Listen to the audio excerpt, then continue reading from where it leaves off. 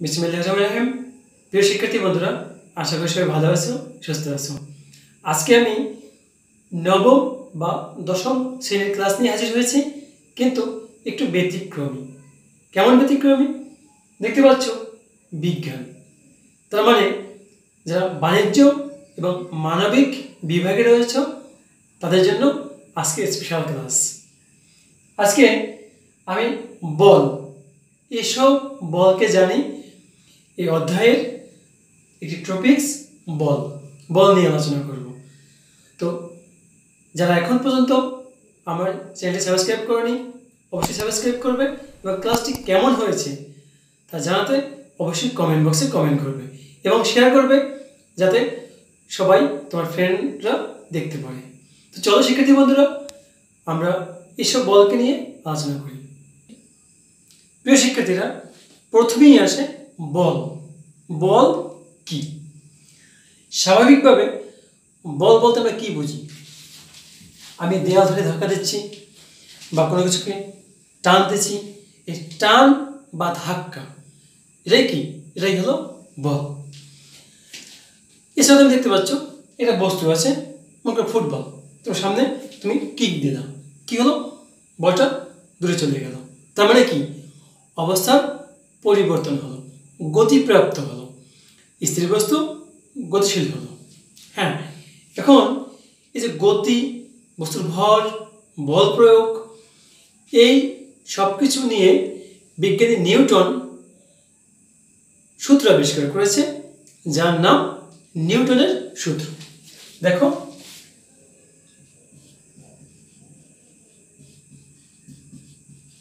নিউটনের গতির সূত্র।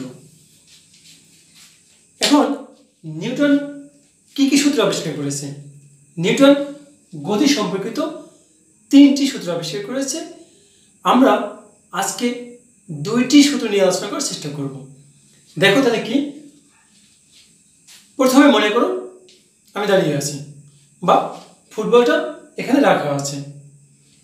আমি যদি এটাকে কিক করি, কি হবে? গতিপ্রাপ্ত হবে। তুমি বাস্তব আরেকটি কল্পনা চিন্তা করো, তোমার মাথার উপর ফ্যান ঘুরতেছে, ফ্যান বন্ধ, তুমি সুইচ অন করলাম, কি হলো? ফ্যান ঘুরতে শুরু করেছে। সুইচ অফ করলাম, কিছুক্ষণ পরে ফ্যানটি বন্ধ হয়ে গেল। এই যে বন্ধ হয়ে যাওয়া, ঘোরা, এটাকে বলা হয় জড়তা। হ্যাঁ, আমরা বাস্তব আরো এক্সাম্পল দিচ্ছি। তার আগে জড়তা কি, এই জিনিসটা নিয়ে একটু আলোচনা করব। দেখো,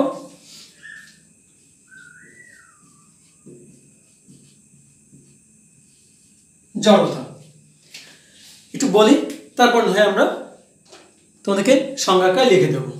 জড়তা হলো স্থির বস্তু স্থির থাকতে চায় এবং গতিশীল বস্তু গতিশীল থাকতে চায়।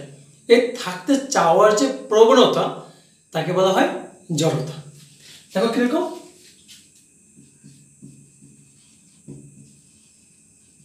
স্থির বস্তু স্থির এবং গতিশীল বস্তু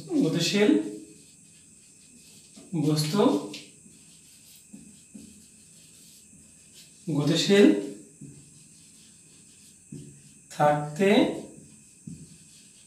চাওয়ার তাকে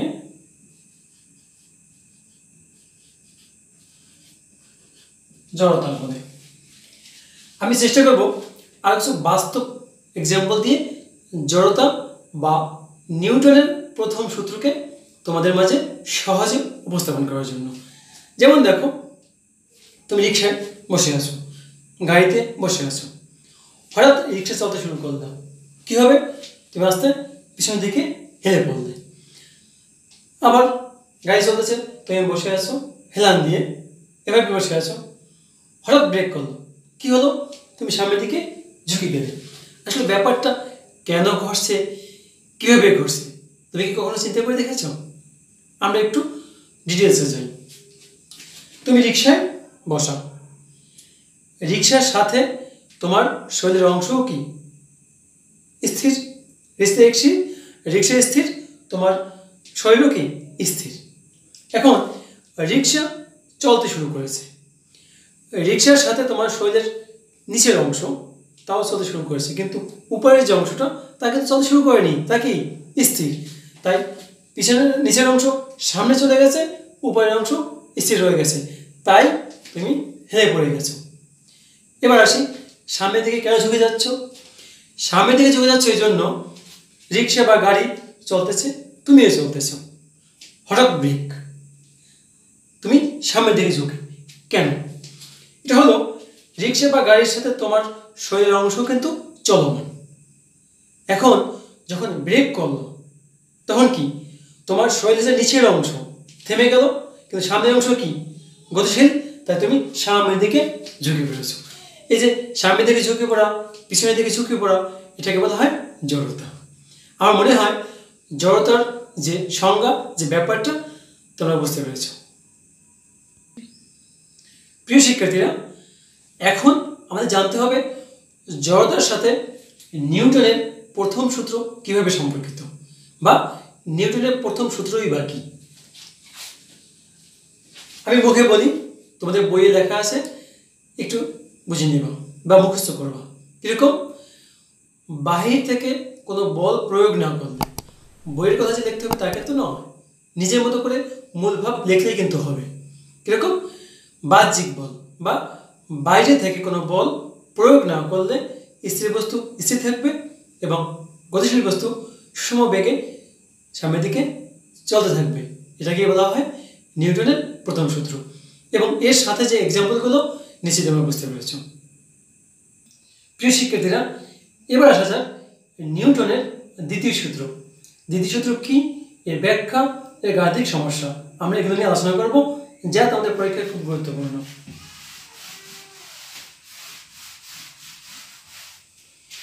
দেখো শিক্ষার্থী বন্ধুরা, নিউটনের দ্বিতীয় সূত্র আলোচনার শুরুতেই আমাদের একটা জিনিস জানা খুবই প্রয়োজন, তা হলো ভরবেগ।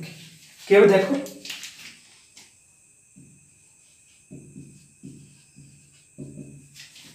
ভরবেগ তার সাথেই কিন্তু তার সংজ্ঞা লুকিয়ে আছে। ভর এবং বেগের গুণফলকে বলা হয় ভরবেগ। দেখো,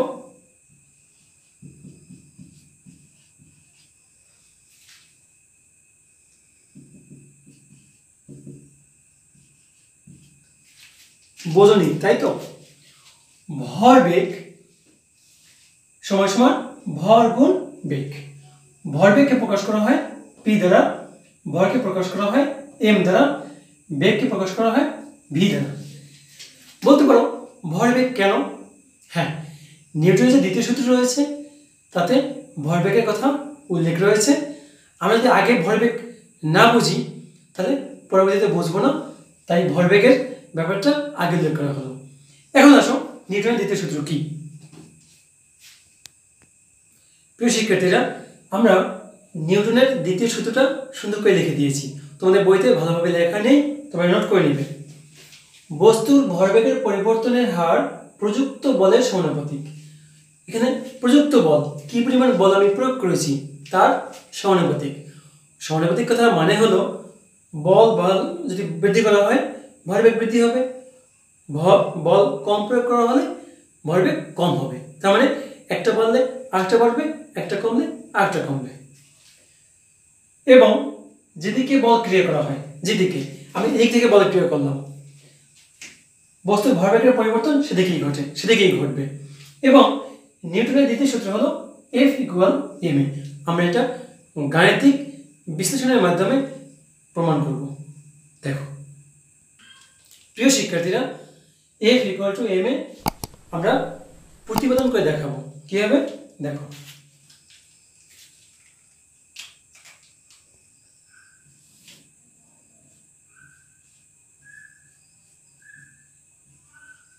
m ভরের একটি বস্তু এখানে রয়েছে, তার উপর আমরা F বল প্রয়োগ করলাম। তাহলে বস্তুটার আদিবেগ ছিল u, বল প্রয়োগ করার ফলে বস্তুটা এখান থেকে এখানে আসলো এবং তার বেগ হলো v, এবং বল প্রয়োগ করেছি আমরা t সময় ধরে।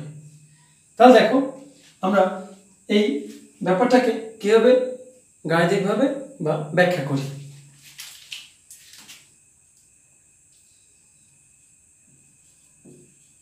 m ভরের একটি বস্তুর উপর F বল t সময় ধরে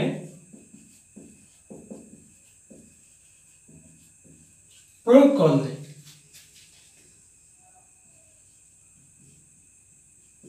বস্তুর আদি বেগ u থেকে শেষ বেগ v এ উন্নতি হয়। তাহলে বস্তুর আদি ভরবেগ কি? অতএব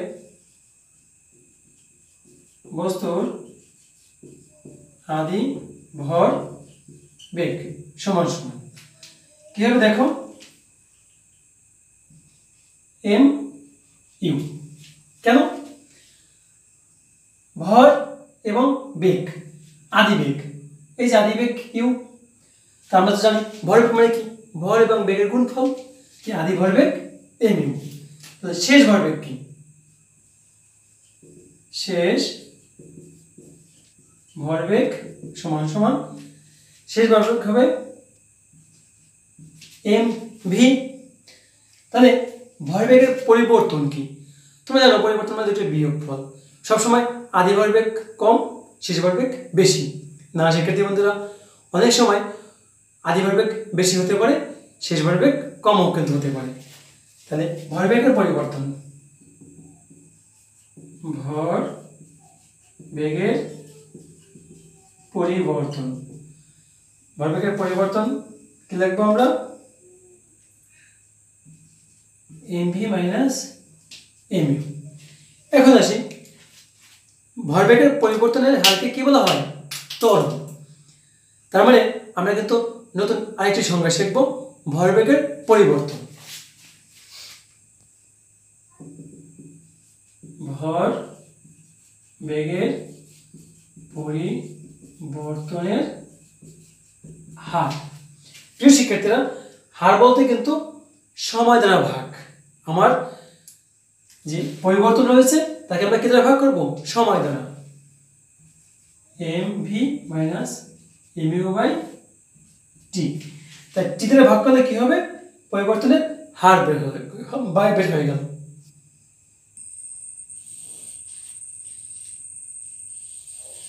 প্রিয় শিক্ষার্থীরা, ভরবেগের পরিবর্তনের হারকে বলা হয় ত্বরণ। তার মানে কি, আমরা খুব সহজে বলতে পারি বেগের পরিবর্তন। বেগের পরিবর্তনকে কি বলা হয়? ত্বরণ। দেখো, এই যে ভরবেগের পরিবর্তনের হার, এটাকে আমরা একটু ভিন্নভাবে লিখব। কিভাবে দেখো, নিচে টি আছে, উপর থেকে কি কমন যায়? m কমন যায়, v মাইনাস u। তোমরা নিশ্চয়ই বুঝতে পারছো এখান থেকে কি কমন গেল? v minus u।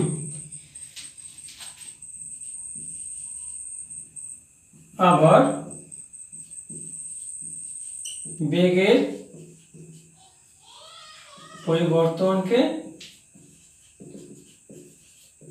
ত্বরণ বলে। একে এ দ্বারা প্রকাশ করা হয়। তাহলে বেগের পরিবর্তন তার মানে কি? শেষ বেগ বিয়োগ আদি বেগ ভাগ সময়। দেখো, এই যে v minus u by t, এটাকে আমরা কি লিখতে পারি? বেগের পরিবর্তন। অতএব a equal to v minus u by t. তাহলে v minus u by t মানে কি? a। প্রিয় শিক্ষার্থীরা, ভরবেগের পরিবর্তনের হার প্রযুক্ত বলের সমান। দেখো, ভর বেগের পরিবর্তনের হার প্রযুক্ত বলের সমান। তো বলকে কি দিয়ে প্রকাশ করা হয়? এফ দ্বারা।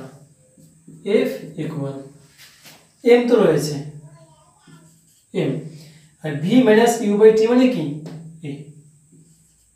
তাহলে দেখো আমরা সুন্দর করে এফ ইকুয়াল এম এ পেয়ে গেলাম। প্রিয় শিক্ষার্থীরা, এফ ইকুয়াল এম এ কয়টা রাশি? তিনটা রাশি। তিনটে রাশির মধ্যে যে কোনো দুটি রাশির মান যদি আমরা জানি তাহলে তৃতীয় রাশির মান বের করা সম্ভব। তার মানে বুঝতে পারছো, এই সূত্রের আলোকে আমরা গাণিতিক সমস্যা করব।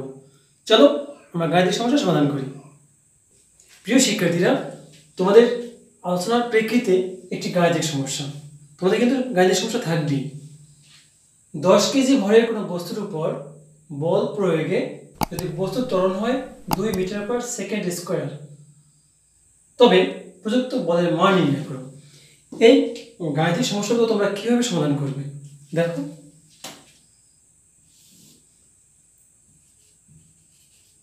এখানে তার মানে তোমার কি দেয়া আছে? 10 কেজি ভরের বস্তু, তার বস্তুর ভর, বস্তুর ভর এম 10 কেজি। ত্বরণ,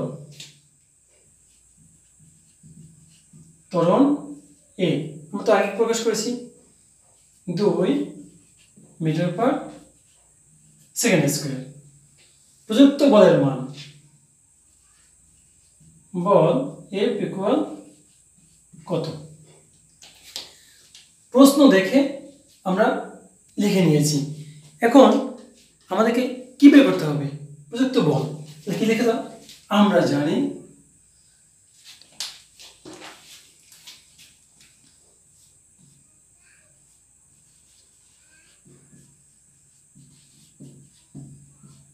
F equal M A.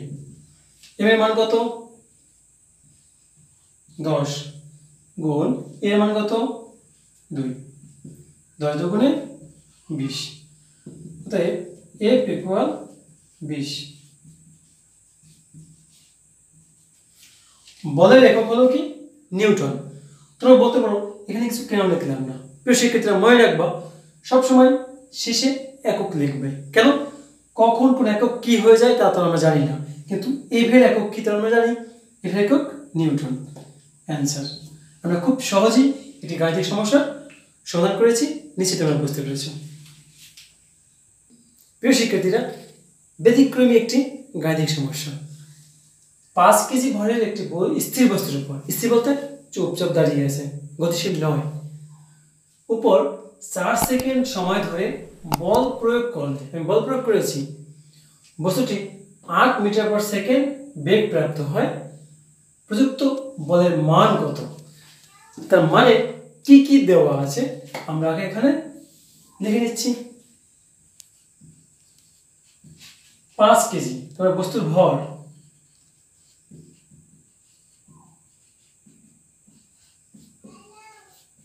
5 KG. স্থির বস্তু, তার মানে আদিবেগ কি? 0।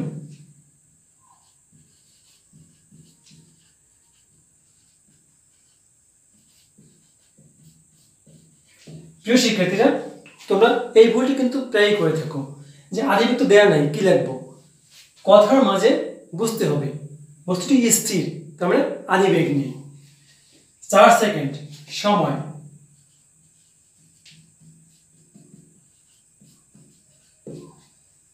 সময় 4 সেকেন্ড।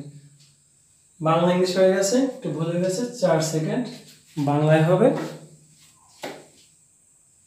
4।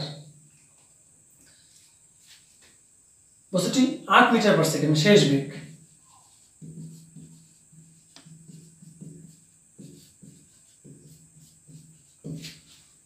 প্রযুক্ত বলের মান নির্ণয় করো।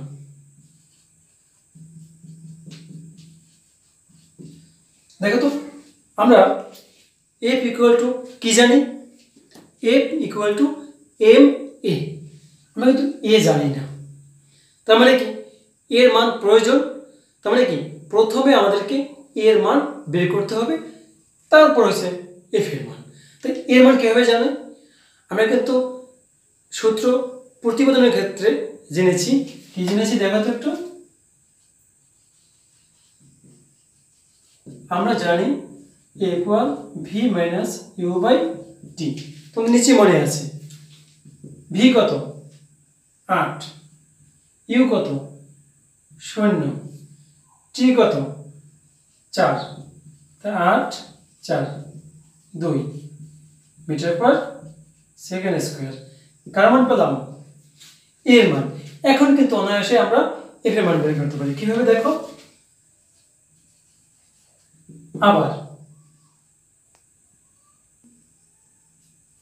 F equal M A. M কত 5, এ কত মাত্র পেলাম 2, 5 দুগুণে 10, 10 কি নিউটন। উত্তর হয়ে গেল। প্রিয় শিক্ষার্থীরা, খুব গুরুত্বপূর্ণ একটি গাণিতিক সমস্যা সমাধান করেছি, নিশ্চিত তোমরা বুঝতে পেরেছো। সুন্দর করে তুলে নাও। হ্যাঁ প্রিয় শিক্ষার্থীরা, শুধু খাতায় নয়, মাথায় কিন্তু তুলতে হবে। প্রিয় শিক্ষার্থীরা, আমি চেষ্টা করেছি সহজ সাবলীলভাবে আজকের পাঠ উপস্থাপনা করার। আশা করি তোমরা বুঝতে পেরেছো, আর তোমরা বুঝতে পারলে আমার কষ্ট সার্থক। তো ক্লাসটি কেমন লেগেছে অবশ্যই কমেন্ট করবে এবং বেশি বেশি করে শেয়ার করবে। আজকের অনলাইন ক্লাস থেকে বিদায় নিচ্ছি। সবাই ভালো থেকো, সুস্থ থেকো। সবাইকে ধন্যবাদ।